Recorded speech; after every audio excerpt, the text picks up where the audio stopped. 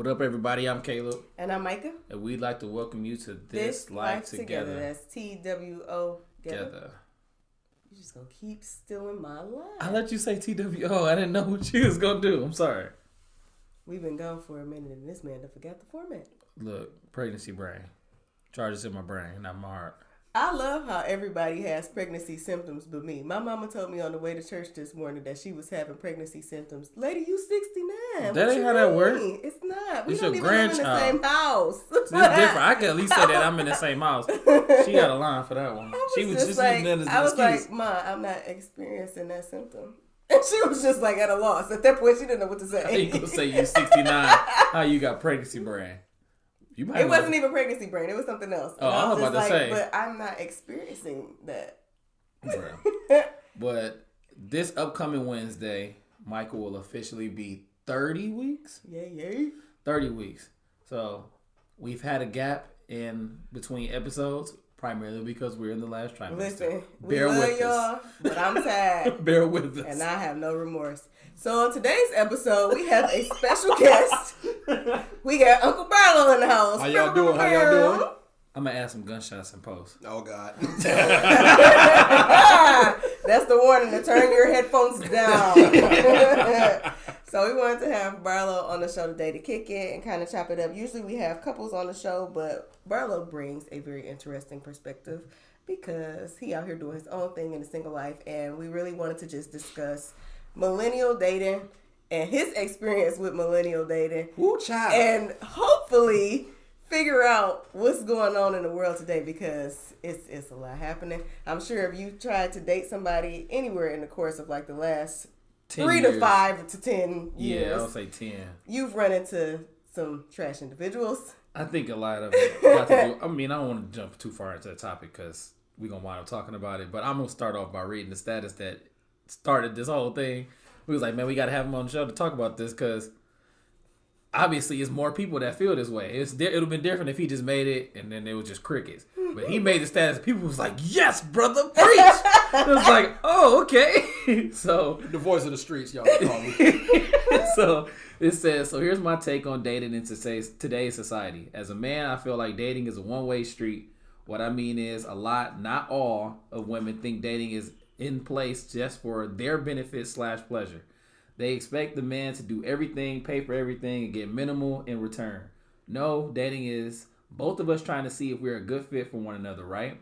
So if I'm doing everything and not getting something back, why would I want to continue that? If I'm showing you what you mean to me, then I'd hope you could do the same. So I didn't even see him post this. I saw the post after it was shared twice.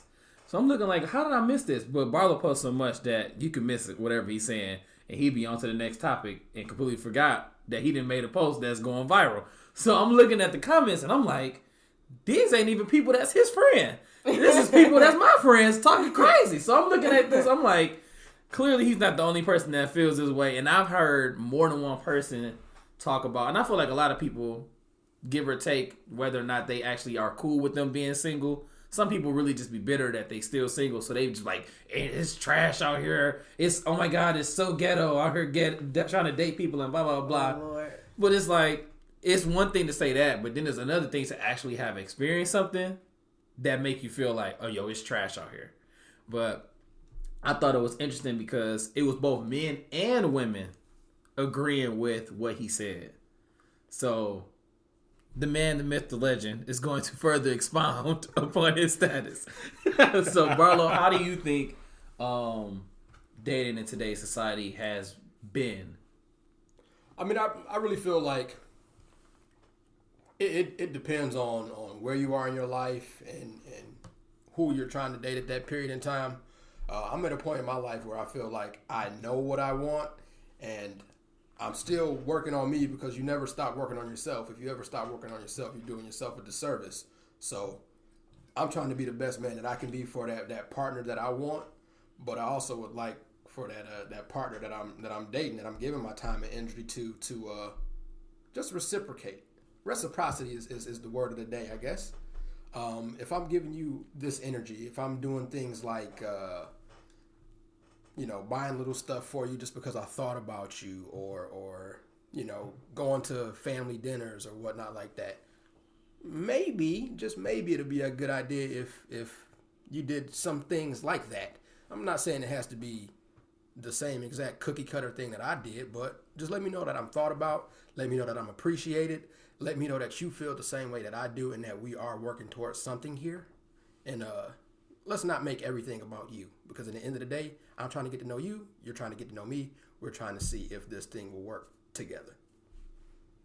You answered my next question. I was going to ask what it was specifically that you were looking for in terms of a relationship. But I guess my next segue question in that would be like, are you dating and seek of a relationship, or to seek a relationship right now? Like, what is the ultimate goal? Is the ultimate goal marriage? Like, is that something that you want? Like, are you still trying to figure out if there is someone out there that fits the criteria that you just named in order for you to kind of at least get to the relationship point and then go from there? Like, what is it specifically that you want? I'm gonna put it like this. I'm just trying to have somebody barefoot and pregnant for a few months. But what does that mean? That's not an answer. That's not an answer. I'm definitely dating for marriage. I'm definitely dating to have a family, because that's what I want. I feel like I've accomplished things in my life prior to, and now the next step in my life is finding that person that can mesh well with me and we can start our family. Because I didn't just buy a house for no reason. Because I could have stayed in an apartment by myself. Yeah. But I think that's important too, to know, one, what you want, but then I think the second most important thing is to make sure that it's communicated to whoever you are dating or whatever. And I think that goes for a lot of people, to speak generally, because I think a lot of people have these ideas of what it is that they want, and sometimes that can change, just specifically for the point that you don't always pick the person that you want to talk to. Because you could say, I want a person that's A, B, and C. You might get a person that's D, E, and F. And then it's like, if you like that person, you're going to just say, well, they don't fit my criteria, so bump it. So sometimes you kind of got to figure out if you're willing to make that sacrifice, and then try to figure out if those people are going to not necessarily fit the mold, but actually just be a compatible match. So I think sometimes people get beside themselves, and they try to make these crazy lists of stuff that just don't exist. You trying to find a unicorn basically, and people really be trying to find people that don't exist. So then they mad when they by themselves. So in the dating world, you definitely get stuck in your ways, and you have this idea of what that ideal person is, and you want that to happen every time. But you got to be a chameleon. You gotta change your thinking at literally to every person you date, because this person might have these 3 qualities, but the second person might have these 4 qualities, but one of the main qualities that you wanted might not be in that second person. It could have been in the first person. So you got to really pick and choose what's the most important things to you and see what you can deal with, because nobody's going to be that perfect match for you. There's going to be some quirky things that they have that you're like, come on, stop doing that. And then even then, though, they could start off being the perfect match. And then the thing that people really fail to realize is that people going to change. You're not going to be the same person. So that's the biggest thing outside of, and I'm not even talking about people putting on airs for the sake of dating, because people do that a lot. People aren't really comfortable being themselves up front. When they're getting to know somebody, people aren't really comfortable asking the difficult questions. But take me and Caleb. Me and Caleb not the same people that we were when we first started dating. Thank God we're not the same people before we started dating, because otherwise we would not be married. Nope. So it's probably wouldn't have talked to her. Probably would have been fighting somewhere outside on John R. To Barlow's point, you said this earlier, like, you should constantly be involving and investing in yourself. And I can't expect Caleb to be carrying the weight of me trying to figure out me. That's not his job. My job is to make sure that I'm being the best me that I can be. And he does the same thing with himself, so that we can bring 100% full to our relationship. But I don't think that a lot of people are approaching dating that way. And that was one of the things that really stuck out to me in Barlow's status. Like, whether we're putting these expectations on men or women, I feel like we should both be equally bringing things to the table. Whatever those things are, like, you got to be bringing something to the table. You should never be coming to the table expecting somebody to just roll out a full spread for you, and then you just chilling like, okay, what can you show me next? That's not how dating works. Like, if you're not showing me something that's going to make me want to reciprocate, and however you want it to be reciprocated, and I mean you want it, not me, then what's really the point here? Like, eventually that's going to get old. even to go to add on to that, I think another thing too is, I think you even just said it, brother. Like, just speaking on the fact that you can't treat the previous person like the person that you're dealing with now, because they're not the same person, and you already know 9 times out of 10 might not even work. So I think it's really just a matter of you really got to figure somebody out, or figure out the things that they like, and sometimes it might just be figuring out what they like at that time, because a lot of the times it's going to change. Like So how do you advise figuring it out? You really just got to ask, because I don't like wasting money. I honestly hate spending money, period. Like, if I just had to spend money on bills and just making sure that we survive, I'll be all right with that. But realistically, I hate spending money or wasting money and then wasting time. So if I want to get to know you, I'm not about to just. Sometimes it's okay to be spontaneous if the person is okay with that. But if somebody made it clear that they don't like stuff, I'm not going to intentionally do that. So, like, point proven. Like, I think I asked prior to, like, when we were dating, I think I would ask a lot. Like, I would basically not necessarily make it so that she was planning every date, but I wanted to make sure, like, are you cool with this? Are you cool with this? I don't even think that you did that. I think that you were just intentional in getting to know what I liked. If you'd have been asking me what I wanted to do for every day, I'd have stopped talking to you. That's annoying to me. But I'm saying, I did things. We went on dates where it allowed me to figure out who you were. That's just because we communicated a lot and you asked questions, though. But that's what I'm saying. Like, I'm not about to just say, "Oh, we dating," and all we doing is going to the movies, because we're not gonna be able to talk. Or, "Oh, we going to concerts." We're not gonna be talking at no concert. And I ain't even realize it.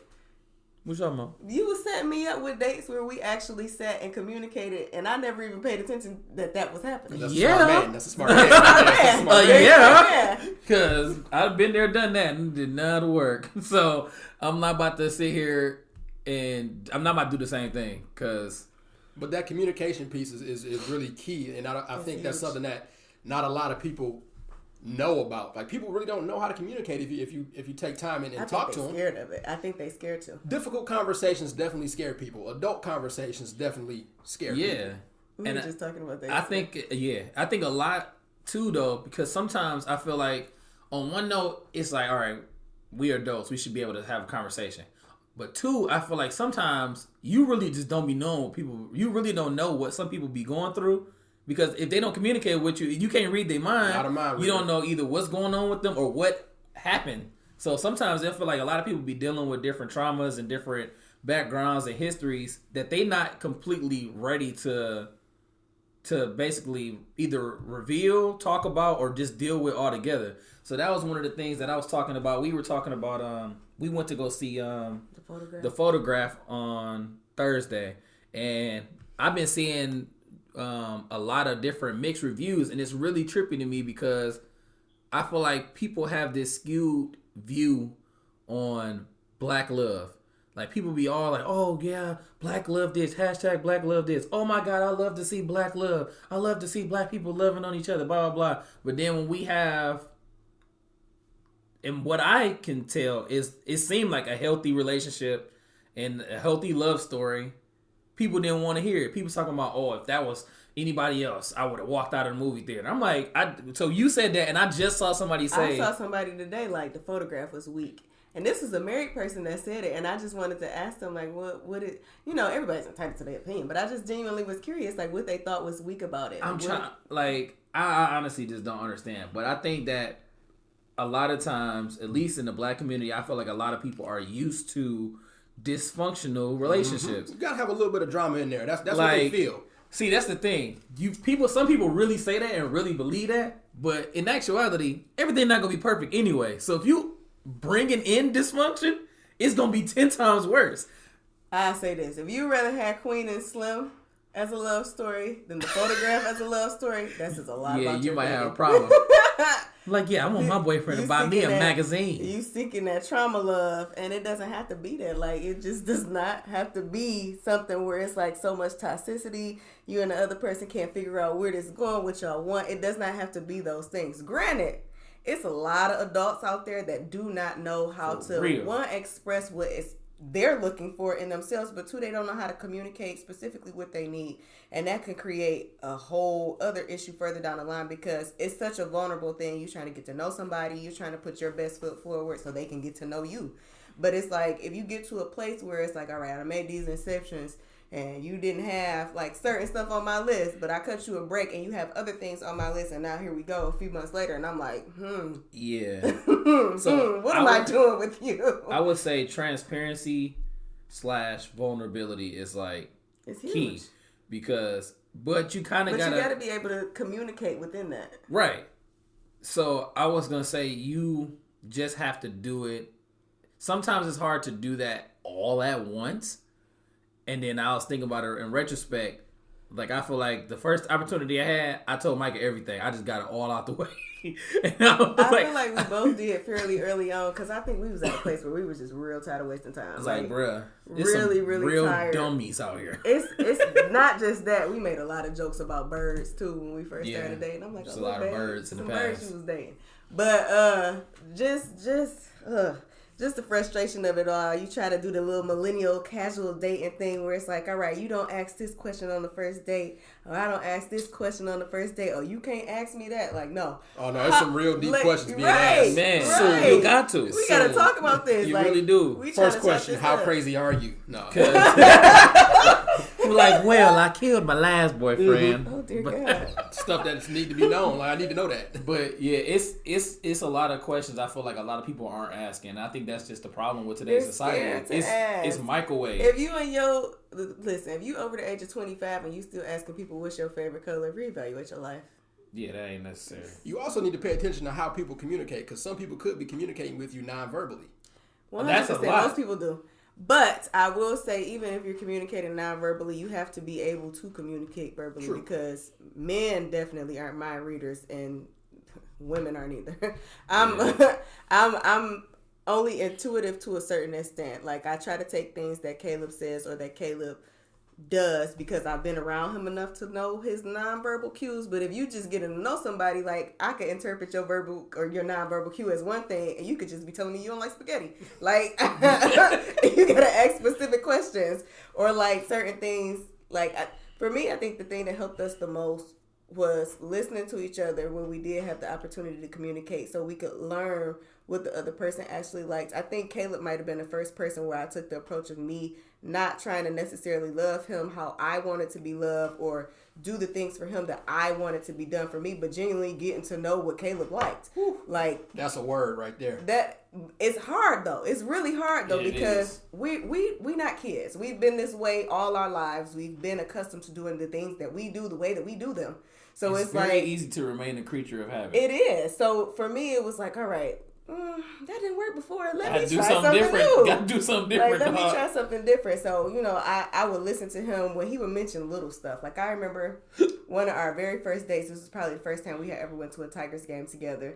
And Caleb had his own jersey with his name on the back. And we started talking about it. He's like, yeah, I have a couple of jerseys with my name on the back. One day when I have a family, I would love for all of us to have matching jerseys, yada, yada, yada. So this is like a twofold thing. Because one, I'm like, all right, I'm about to buy you a jersey.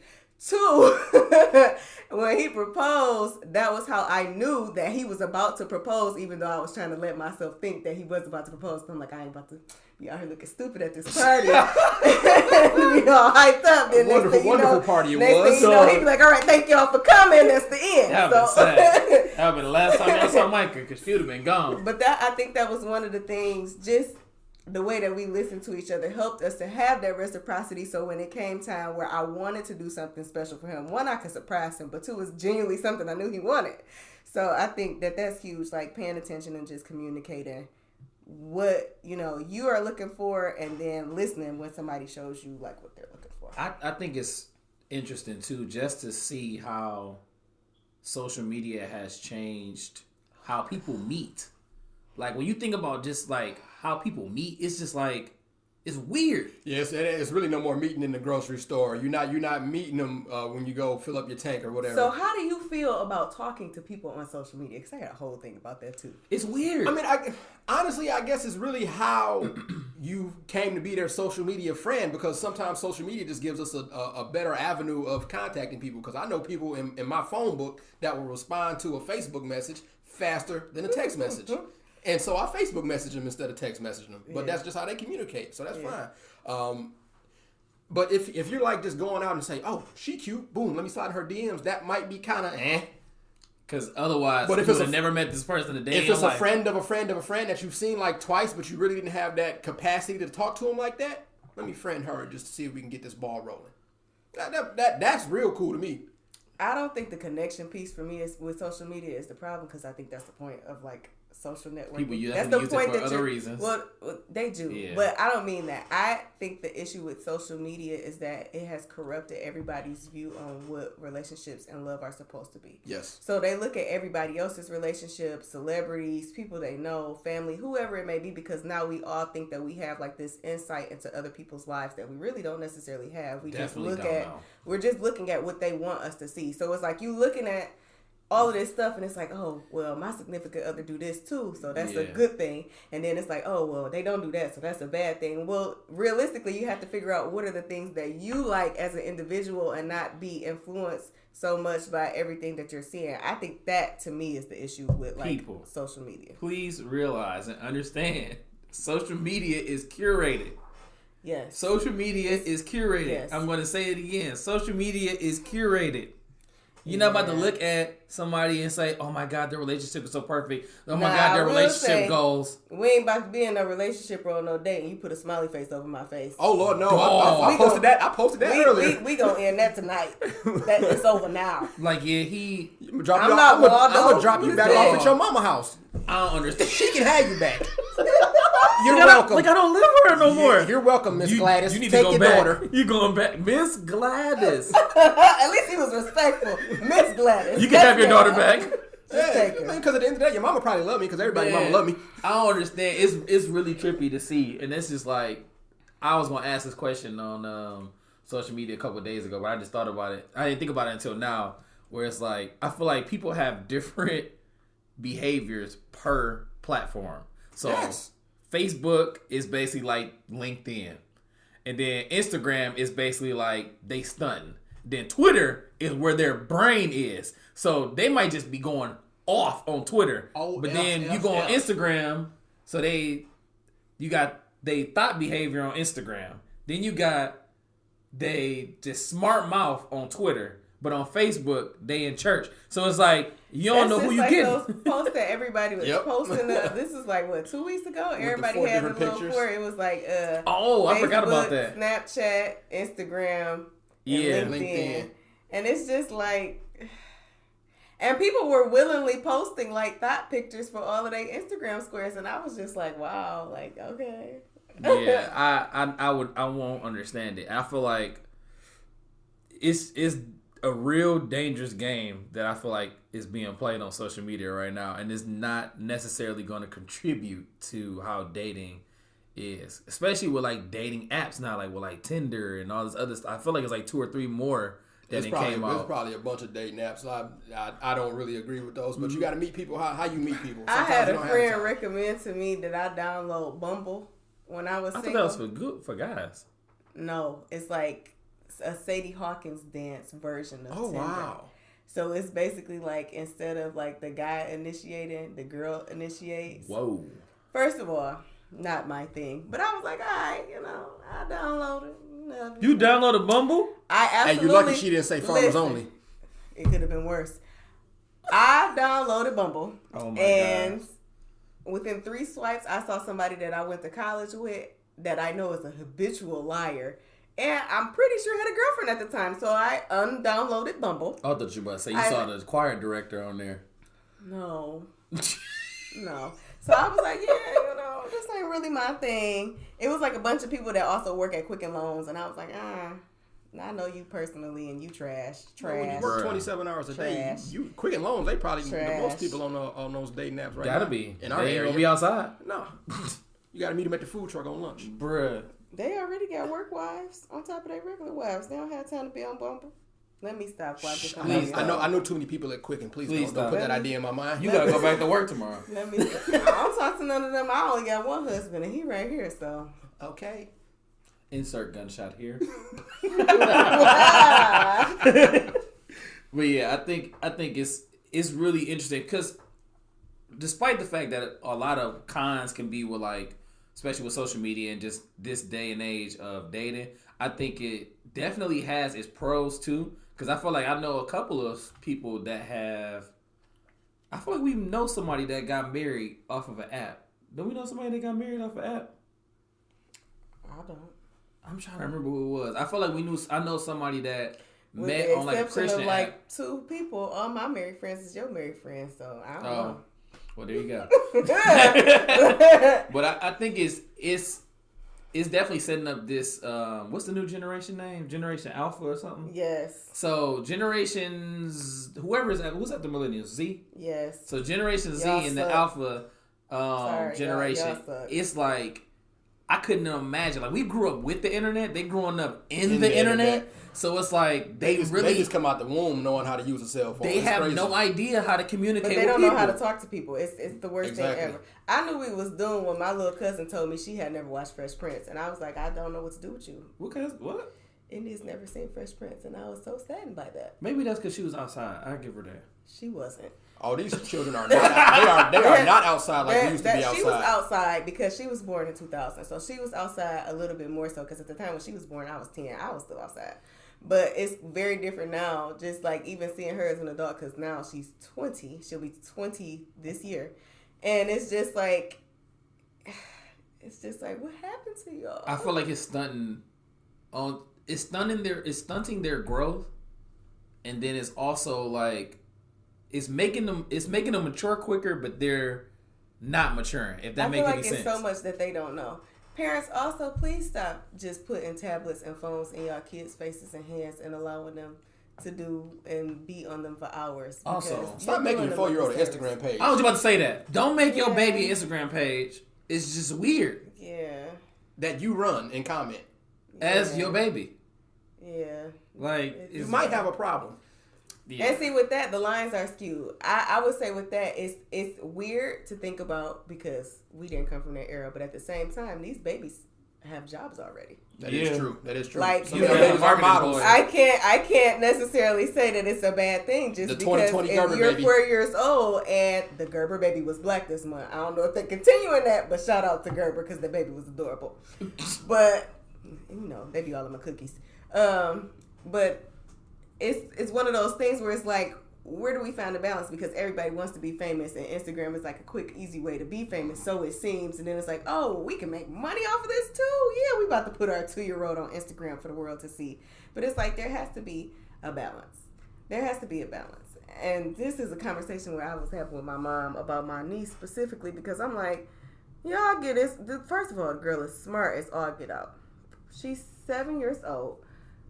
Give her something else to do other than sitting on YouTube all day watching horror stories because that's what she do. She loves zombies. I don't know where she finds these things that she watches, but she was describing something to me. It sounded terrible. It sounded terrifying. She was telling us how somebody scared the grandma and the grandma dentures fell out. I'm like, why? Somebody ripped somebody's arm off. They never found their arm. It was just like, watching this? Mind you, you're 7. Explain it to me I'm in in the graphic front detail. seat, like, oh my God. She's like, yeah, I watch it every Sunday. It comes out every Sunday. And I was like, what? How long have you been watching this? I'm so concerned. Too long to quit now. But yeah, I think we just got to be real mindful that even in the new millennium, like, and even with us millennials, like, dating should still be dating. Like, there should still be an intention behind it. And there's a big difference between you kicking it with somebody like, oh yeah, we just friends and we hanging out. Say that. Or we dating and I want to be in a relationship and get married to you eventually. Or even if you don't say like to you.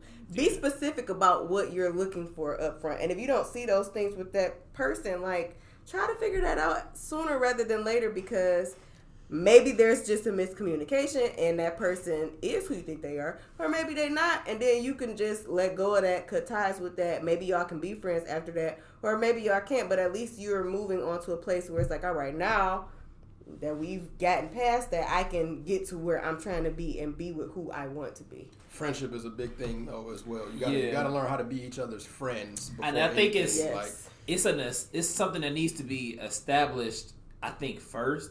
And I think that's what, in this day and age, I feel like that's kind of what's being skipped over. It's like people aren't allotting themselves the time to be friends first.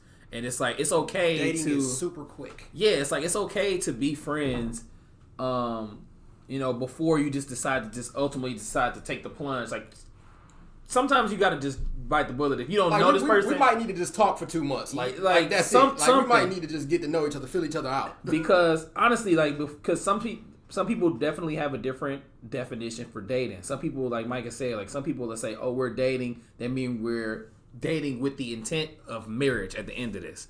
Then some people say, oh, I'm dating, aka they just want a girlfriend or a boyfriend. You got to figure out what that title means to you, because it might not mean the same thing to your the person. Right. 100%. So then it's like some people just say dating and they really just trying to smash. So then it's like, if you on the other hand, you looking for marriage and the other person just looking for a sponsor, then it's like, this don't add up. So I brought that up to say, like, to go to like your topic of reciprocity is, I think, especially like with all of this, I feel like tricking went from being a bad thing to not being a great thing. Oh man, on social media. And I mean, like, people really out here. There's a lot of people asking for $40. I know grown people that's in their 40s and 50s on social media literally asking for sponsors. You have children in college and you're saying, oh, where's my new baby daddy at? Like, people talking crazy, and I don't understand it. You gotta evaluate your friends list. No, these are my family. I know. Oh God. So, if we want to get transparent here, so I'm just like, I don't understand why you're acting like this. Are you really? Because I'm like, I just saw you. You wasn't acting like that then, but now you're on social media and you acting all desperado. I don't understand. I think that's the other thing. People be going through it on social media. That's not your journal. I'm gonna tell you now. I'm laughing at you. I'm laughing at everything that you posting. I'm like, Lord, I'm praying for you too, but I'm laughing at you first. Like, I don't know what makes you think that you putting all this stuff out there and these people really care, because they really don't. They just judging you. Like, they're not gonna provide you the support system that you're looking for or that you need. I seen something last week. Perfect example. This girl gotta be our age, posting all types of stuff, and I'm like, are you having a crisis in your life that's triggering you to behave this way? And I feel like either multiple people said something to this specific individual, or they just knew that they've been acting out of character and felt the need to address it. But my thing is, are your close friends telling you that that's a bad idea? Like, are they telling you, like, nah, that ain't really like a good look? Regardless of, there's a you have to make sure that you're still holding yourself to a statute of respect, even if it's like, oh, I love myself, this is me being me, and this is who I've always been. That's great. But at the same time, you have to remember, like, you a queen. Like, you're not supposed to be out here doing X, Y, and Z. Queens don't do these things. But everybody was raised different to person A. That might be okay. Which is why I say, are your friends having these conversations with you, or do y'all just have groupthink and they support you because they want to do these things and they can't? Some people don't take criticism well. They really don't. And I think that also every time you give them a little bit of criticism, like, hey, this is how it looks on the outside looking in.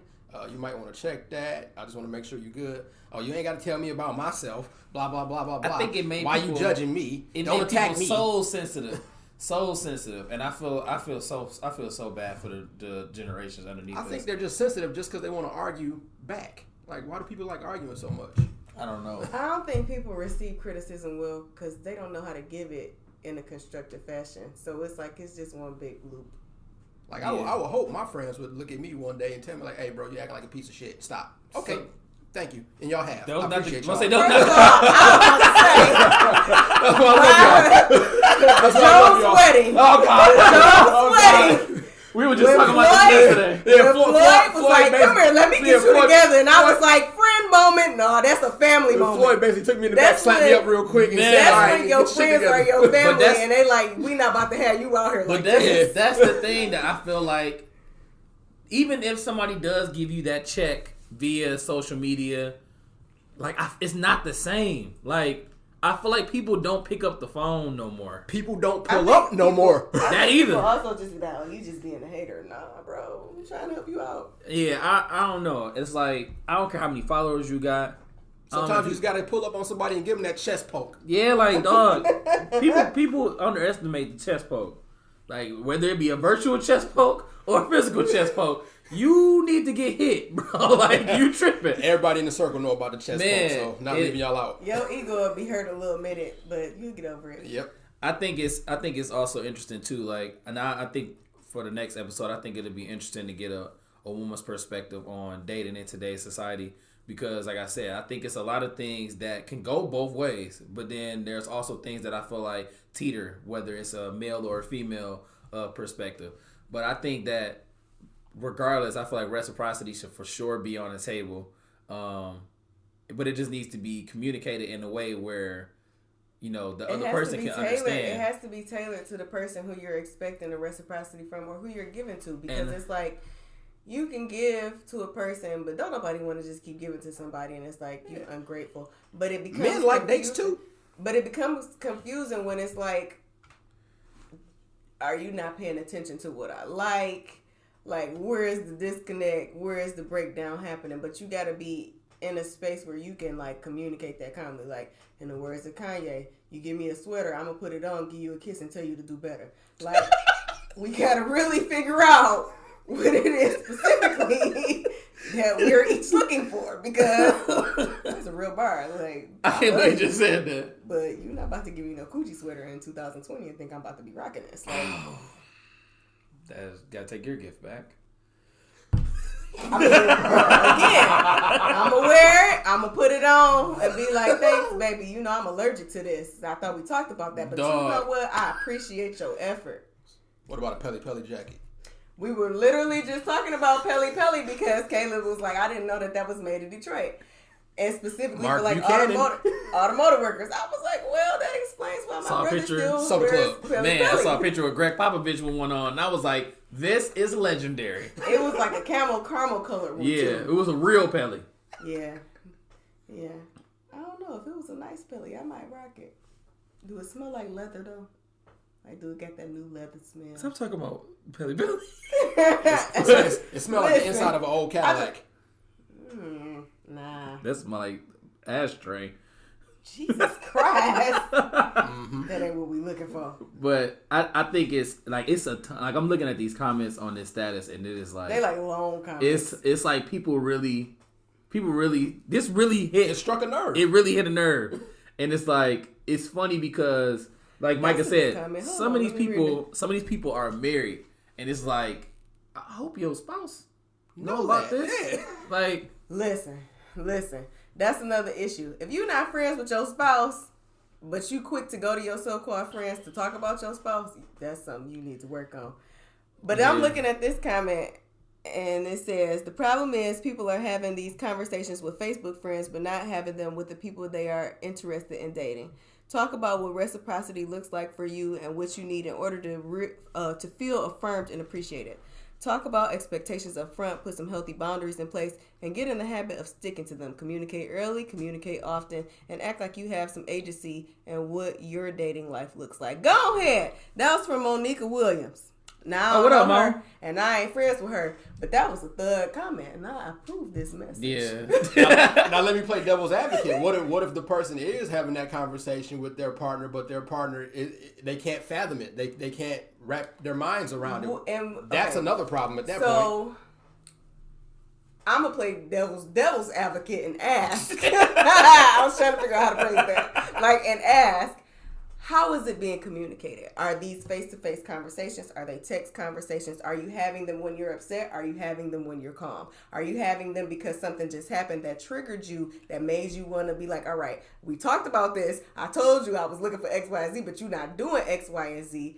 Or are these like just general conversations? They have happened in multiple capacities. Because I was going to say, that's the thing that I think a lot of people don't do, in which I had to learn myself, because sometimes I would wait until something happened out or something, or I would wait until we were like, quote unquote, in a position to have a conversation. Like I would wait till we went on dates or something like that to talk.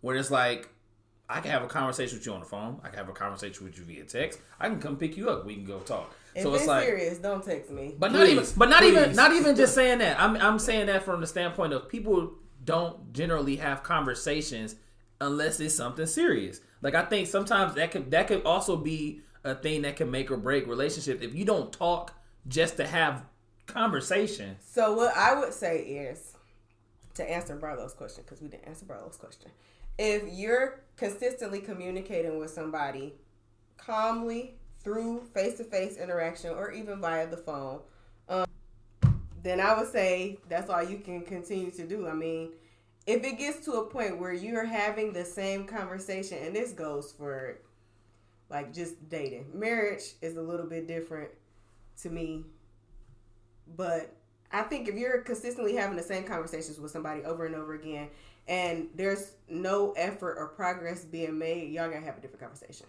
Like, specifically, what is it that is so challenging about what I'm asking? Do you genuinely feel like what I'm asking for is too much for you to provide? Because now I'm about to start asking you some harder questions. And then if you don't feel like it's too difficult for you to do, then what is the holdup? Is it something that you feel like I'm not doing?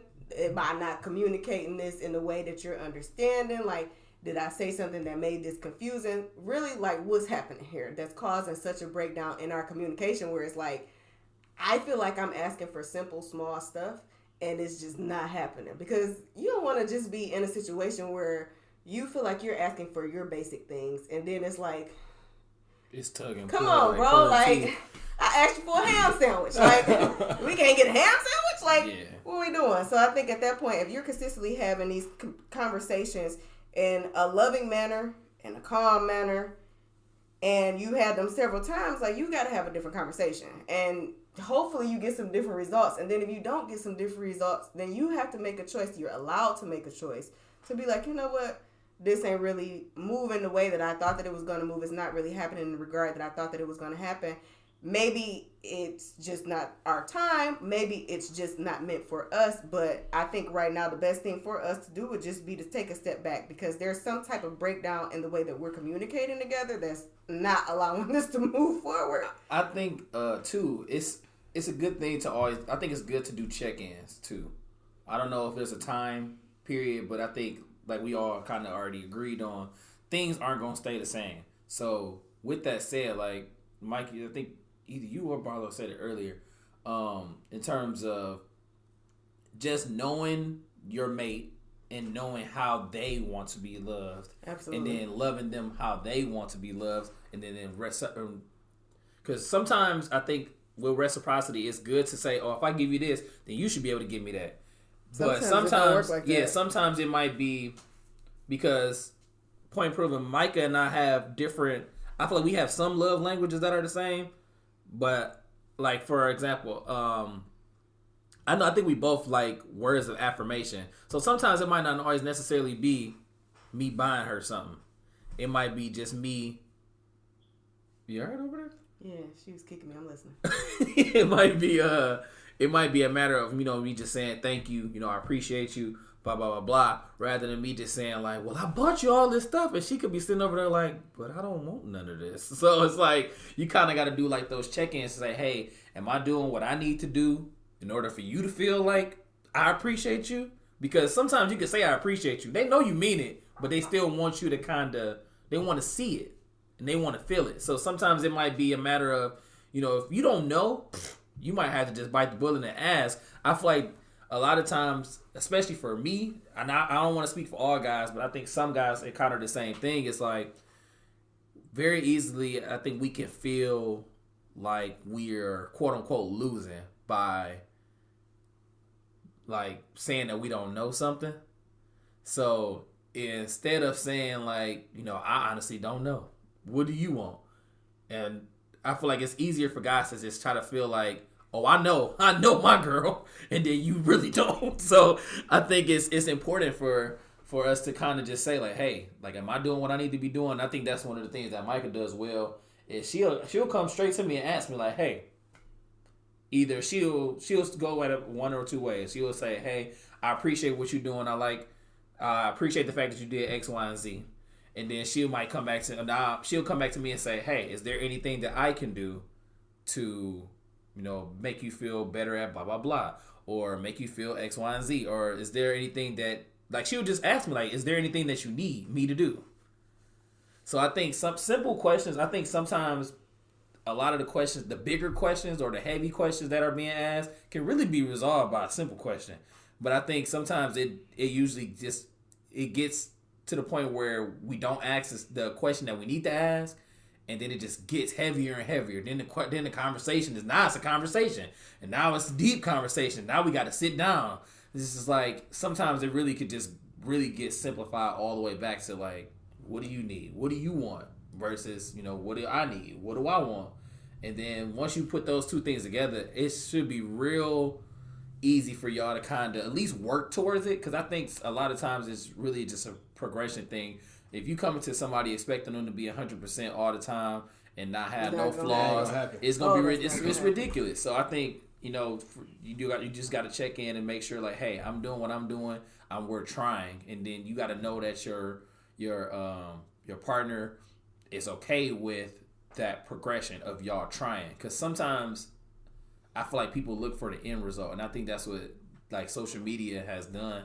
Like, people look at, like, oh my God, you really have to put in work. Like, if you can't skip that in between. If you're not willing to do the work, then you should really be single, because you have to be focused on a lot of things that you can't do in a relationship. Like, certain things, it's always a work in progress with yourself when you're in a relationship. So really learning to love yourself. You can sometimes do that in a relationship, but sometimes you really can't. Like, I've been in positions where I could not do both at the same time. I thought I was not. And what was happening was I was putting the other person's needs before my own, or at least the needs that I thought that they had before my own. So it was really creating a resentment. I was getting to the point where it's like, I'm doing all of these things for you, but it's like, one, I'm not happy. Two, I don't even feel like you're grateful for the fact that I'm doing these things. So now we stuck in this cycle of, I really resent you. Right? And I say, been there. I say the big difference between when I first started dating Caleb, I was very upfront about the fact that I was still working on myself, and I didn't want him to have any expectations of me that I felt like that I couldn't fulfill. I didn't want him thinking like, oh yeah, I got daddy issues. I'm dealing with some past relationship woes that I'm still trying to sort through and get rid of some stalkers. I got a lot going on. Yeah, it's a real thing. I got a lot going on. So it was just like me communicating that to him and being upfront with him. I wasn't like, oh yeah, I done met this new dude. He fine. We go out all the time. We had great conversation. And I'm going to just sugarcoat all of this stuff that I'm carrying. And then it just pop up like, surprise. It was the complete opposite for me. I told him everything. I probably told him stuff that I shouldn't have told him. I probably still tell him stuff that I shouldn't tell him. But this is my husband, and I told him everything. So, for me... And no escaping it now. Yeah, I mean, having this man baby. So, I mean, I think it's just real important to just be vulnerable and be upfront. Like, if you're in a position where you feel like you can love yourself, and that person is accepting of the way that you need to be able to kind of have that distance, or I don't want to say that barrier, but really be figuring that out, that's one thing. But if they can't, like, you have to make that decision too. Like, maybe I'm not ready to be in a relationship. Maybe I'm not ready to be dating. Maybe I'm not ready for this because my attention is needed on me, because I can't be my best self to be with you if you are your best self if I'm still dealing with other traumas and issues and all of that stuff. And I think that it's also important to really just make sure that you are understanding both of y'all might not be at 100% at the same time. That's probably going to happen. More likely to not be 100% at the same time. I think people just have this notion like, all right, you bring 50%, I'm going to bring my 50%, and we going to make 100%. Nope. Yeah, because especially if you talking about being married, like, that's I think people they don't big up dating as much as they should. Like, if you dating somebody with the intent to marry this person, not much is going to really... I'm not going to say not much is going to change. Much of your dynamic shouldn't really change if that's the case after y'all get married. I think it just becomes deeper. That's what I'm going to say. Like, and that's the thing that I was going to say. Like, if you... I think I just lost my train of thought. What did you just say? Everything becomes amplified. Before that. You were saying that when you meet people, like, they don't big up dating enough.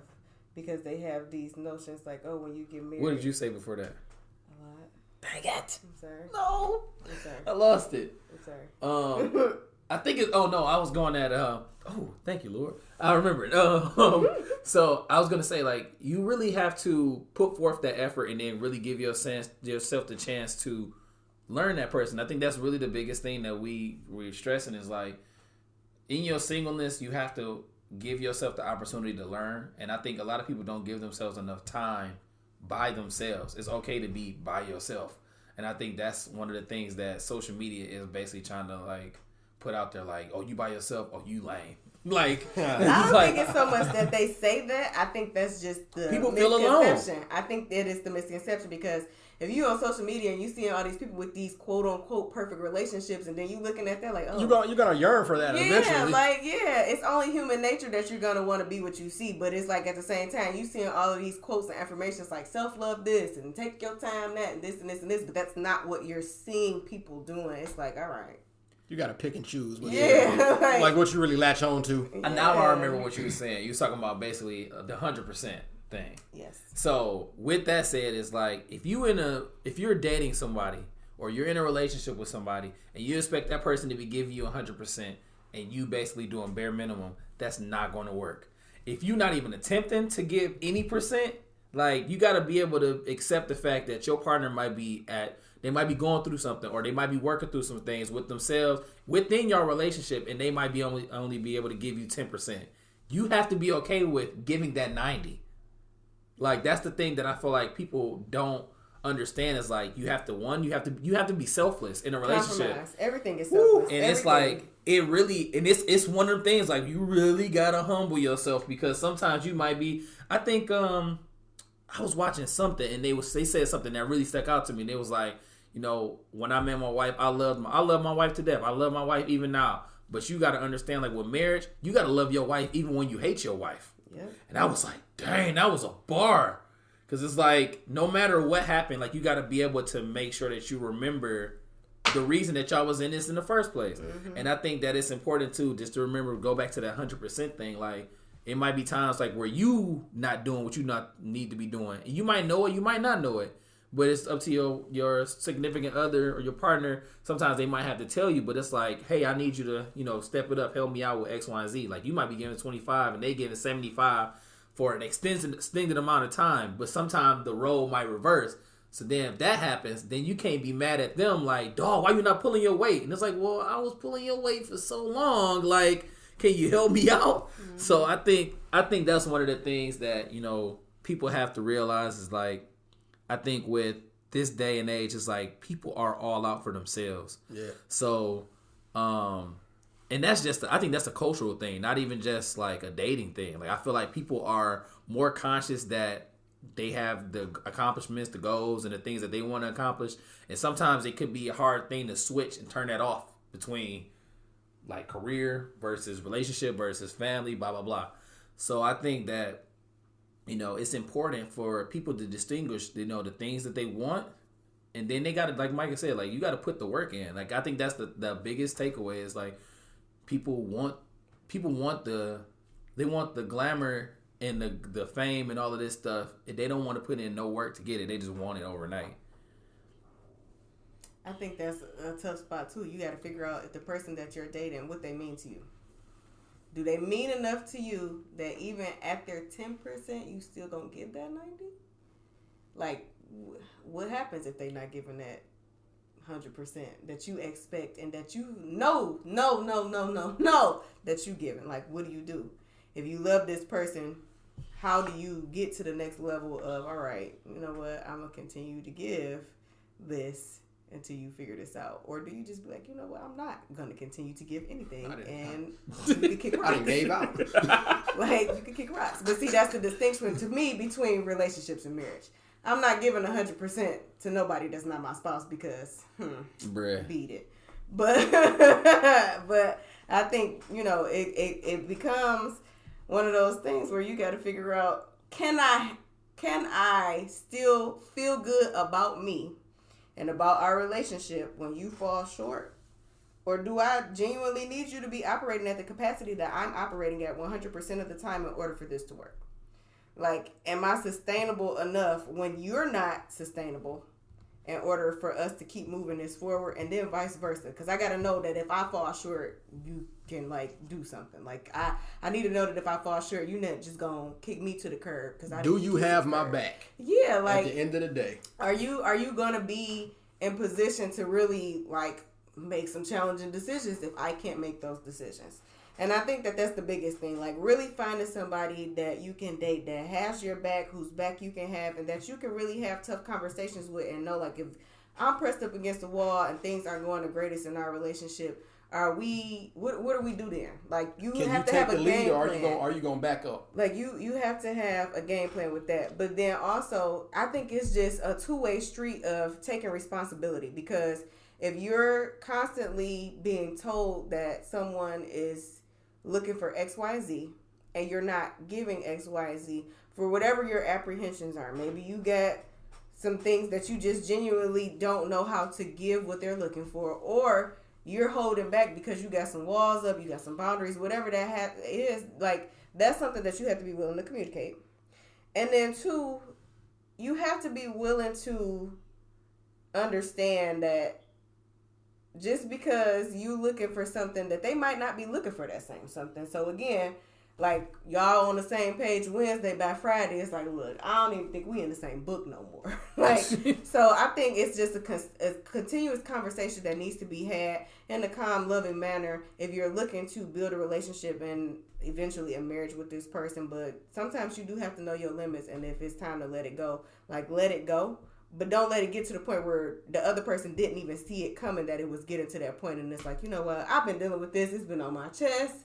I'm tired of you. I'm tired of the stuff that you don't do. I'm tired of the way that you do this, this, and this. Because at that point, it's like, well, damn. Like, when did you start feeling like this? Like, I'm blindsided. I'm confused. And then it just make it even more of a mess. So I would just say, make sure that you are continuously communicating with your significant other, having difficult conversations with them up front, and then being clear about what it is that you're looking for and setting realistic time frames for stuff. Don't just have people in situations or situationships and it's like, where is this going? What are we doing? I don't feel like you're doing X, Y, and Z, but I'm going to keep giving you time to figure it out. No. I'm going to give you a time limit to figure it out. And if we can't get to X, Y, and Z by a certain specific time, and I'm not going to just have a time frame in my head, I'm going to communicate it to you, then maybe at that point we either A, need to reevaluate, or B, we need to part ways altogether. And I think that's my take on millennial dating. Y'all got any closing remarks on that, Mr. Uncle Barlow? Closing remarks on millennial dating. First, know who you are. Know what you're looking for out of a relationship. Second, have a general blueprint of the type of person that you're looking for, because you can't outline everything about the person that you're looking for. Just have some certain qualities that you would like in a person, because it's going to be different when you meet that person. Third, love them how they need to be loved. Love yourself how you need to be loved, and communicate to them how you need to be loved. And fourth, just have everybody's back. Yeah, that was gonna be mine. It's just understanding that, you know, it's gonna be it's gonna be give and take. It's not gonna just be give. It should not be just take in a relationship. Like, you have to be okay with making up the missing percentage of the 100%, and you just got to be content with that. And also, that missing percentage of the 100% can't always be missing. No, at some point I'm gonna get tired of you. Jesus Christ! I just keep it real. If you had to pick one song from the last 5 years that describes your dating experience, what would it be? Ooh. I'm going to give you a minute. And it has to be a song that came out within the last 5 years. I'm about to say, it better Take your time. It better not be no DMX. What? So wait, I saw something the other day. No. I hope that's not your answer. Brother, get ready to go home, y'all. He don't live that far. Oh my God. I didn't even think about that song. That definitely came. Brenda Lakeisha. That came way out of left field. I was not ready. And on that note, we gonna see y'all later. This has been another episode of This Life Together. See you later. All right, peace. Bye.